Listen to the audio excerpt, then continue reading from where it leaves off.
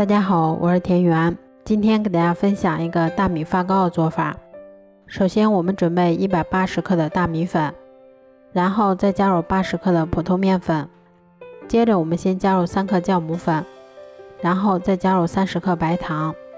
都加好后，我们用筷子先把它们充分搅拌均匀。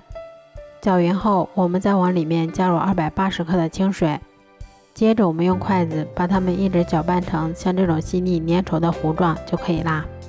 面糊调好后，我们再给它盖上保鲜膜，让它常温醒发至原来的2倍大。醒好后，我们用筷子先给它搅拌几下，排出里面的空气，然后再把它们依次舀入到小碗或者纸杯模具里面。最后我们在表面再摆放一些红枣片或者自己喜欢吃的其他果干。